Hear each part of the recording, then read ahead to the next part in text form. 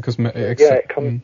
Sorry. No. I just want to say because many have pondered upon that why that is so important, and this might be a key also here then that this has to do with the ratio aspect. It has to do with the way the building is laid out. But if there's something,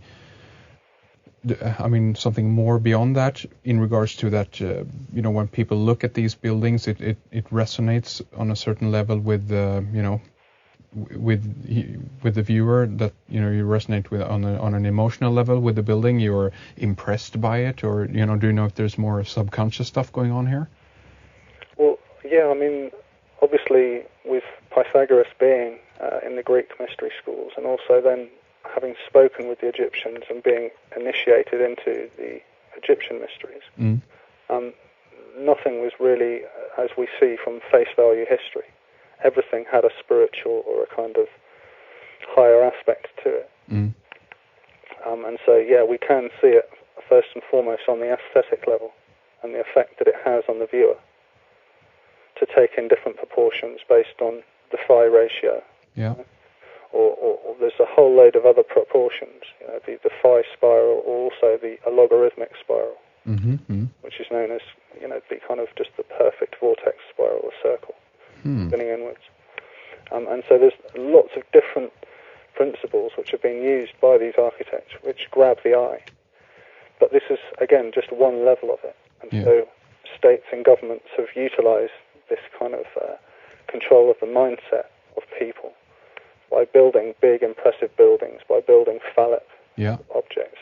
This was the first level of what this architecture was supposed to denote. But it also had the aspects of acoustics and also tapping into what's widely known as ley lines, the Earth energy grid. Right. So, if you think about Egypt being made mostly of sandstone, limestone and granite, then you have the Roman architects using the same type of stone with Palladian architecture. Yeah. And of course, sandstone and limestone, they both have this very interesting crystalline structure within it. If you compress sand enough, you'll get a crystal glass. Yeah. So the very stone itself has this property of relaying electromagnetic energy and also others. So, much as Joseph Farrell has been talking about recently, that he feels that the pyramid may be a kind of emulated crystal which acts as a Helmholtz resonator from the Earth's core, and that the inner chambers are kind of the overlapping lattice points that you'd find within a crystal structure. This seems to be what Pythagoras brought back with him. It wasn't just a way of making things look, and much all the way through the kind of the Enlightenment, Renaissance, all of these periods, right from the off.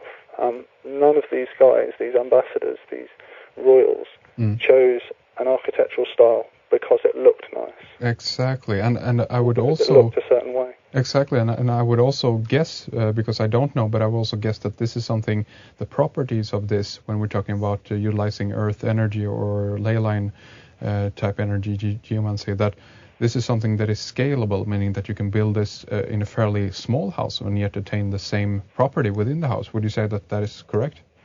Absolutely, yeah. Yeah, this is possible to do in a wide variety of ways. It seems like Pythagoras and other people were so impressed by the Egyptians' knowledge of this subject, they tried to pretty much just absorb that and use their style. And so it's funny then that you have a Thebes of Greece and a Thebes of Egypt. So this shows very much the connection between the two places at certain points in history. Yeah, of course. And so they kind of forgot about their own indigenous styles and their own indigenous ideologies that went with that building style. So would you say that...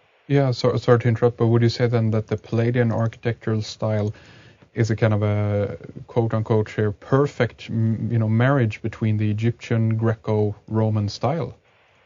Absolutely, yeah.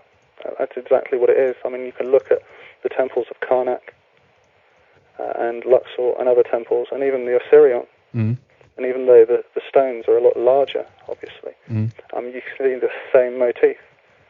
This kind of rectangular front with the columns. But in Egypt, often a lot of the columns are carved in the likeness of kings or rulers. Right. But they'll have the 4 kings at the front, just like you have the 4 pillars at the front of the White House. Well, exactly, and I'm glad you mentioned that, because some of the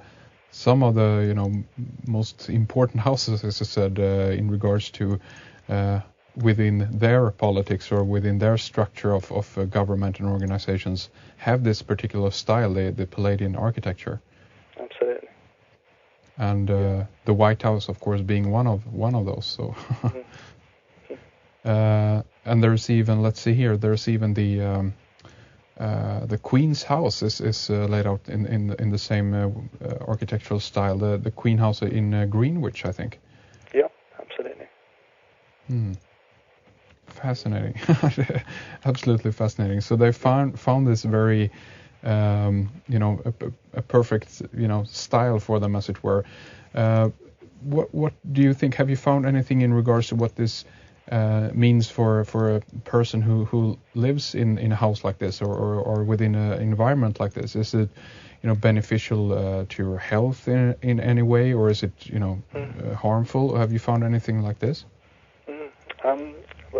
That's kind of one of the more open things, one of the more open parts of the subject, really, because much, and I know me and you have talked about this in the past, as much like you have certain people will find certain styles of music will make them feel calm or relaxed. That same style of music could sicken somebody else. Right. So it's the same with these kind of earth energies. There are obviously the Earth's natural pulse, the Schumann resonance that we call it, is obviously, if we don't have that, we will die. But there's a kind of the parameters, the higher frequency and the lower frequency of it. And it's very much down to the individual. So, if you are living in one of these very kind of classical style buildings, if you're feeling uncomfortable, if you're feeling unwell, that's the best way to tell if it has a bad effect, is to actually observe yourself. Of course. Then maybe think about moving. But myself, I live in a kind of a Georgian building with one of these cornerstone markings on the actual block. And I understand that there was a knowledge of this geometry which, by some people, was malevolent, and you can see that in the cities of New York, and you can see it in these cities which were so huge and so vast that the proportion is designed to make you feel small and ineffectual. Yeah. But there's also other cities which really are very healing in their aspect, and are quite sort of beautiful. So even though a lot of people argue for, yes, they're very bad for your health and all these kind of things, and they also reference that these guys were building cities in these shapes, and they were doing it to kill the populations and to affect the energetic system. And to a point, I agree. But you also have to remember that these guys were building their own mansions and townhouses in that same ratio. Yeah. So it's not so much as a malevolent, I'm going to make them all get sick. Right. It was more a kind of a misunderstanding, believing that these architects in themselves believed that they had this wonderful style of architecture, which could help, tremendously. And some architects did do it. I mean, I think for Bath, John Wood did some incredible things. I mean, most of his complexes which he built are now very in use today still. There's one area called the Crescent, Royal Crescent, and in front of it has this very large green lawn.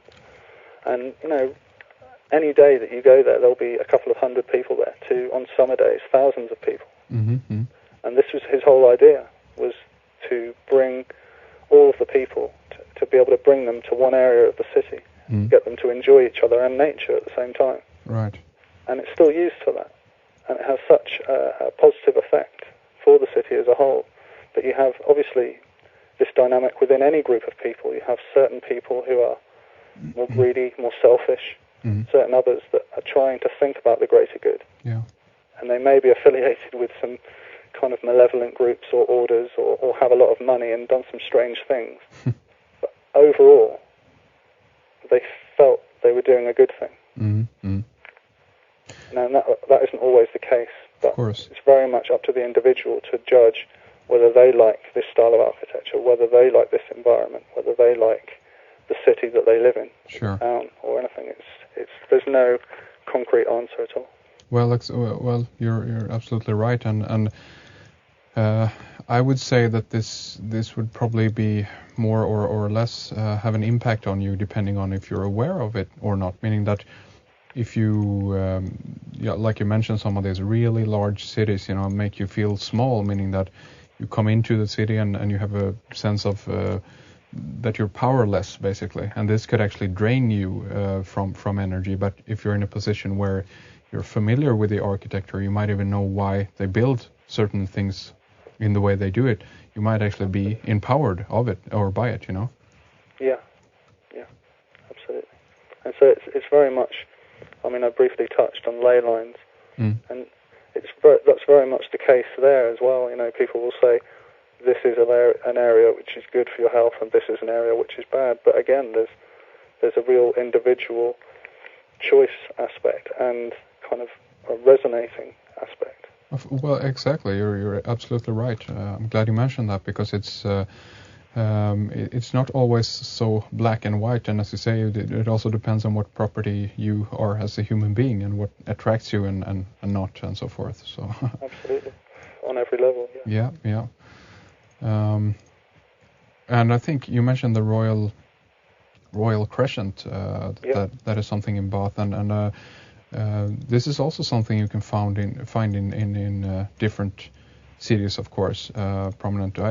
We stumbled upon one of those up towards the Notting Hill area in London while we were there. This wasn't as massive, I think, as the Royal Crescent in Bath, but they had a kind of a minor version of that in London, Yeah. There's versions of it in Edinburgh and in Belfast and Dublin. A lot of cities, and they're usually central, pivotal, governmental or institutional cities which have a lot of power within the area. Interesting. But yeah, the crescents themselves, I mean, they're designed to be the perfect observatory. Because within the crescent, you've got number one is actually not on the left side or on the right side. It's the very middle house. So you can actually go to number one, which is the very middle door, stand in front of that and do lots of different surveying of the land, the heights of the land, and again, the sky at night. You've got a huge expanse of sky in front of you. Yeah. So it's a perfect observatory. So a lot of these crescents that were built around the way seem to have been chosen by lots of astronomers to live in because they could just go out and find their reference point in front of the building and work. Do you know if the crescent in Bath is lined up towards a specific meridian or something in regards to an astrological connection? Do you know? The astrological part of it really is going to be something which I'm going to explore in later works. Because at least for this book and for the material that I'm doing at the moment, I'm focusing on, if we have the maxim as above, so below, I'm focusing on the below at the moment. Very good. The connection with the Earth and connections to the ley line system and the Earth's core. Right. Just because I've got a very much more hands-on knowledge on this subject, whereas as software comes out in the future, I'll be able to do more astronomical calculations. You're moving your way up, so to speak. Yeah. Starting at the bottom. Well, that's a good idea. I mean, it's a lot easier to see the connections with the streams underground, with different mineral and metal deposits, with different levels of land, with underground rivers and springs and all of these things. It's easier to find the connection between that and the buildings than it is between the buildings and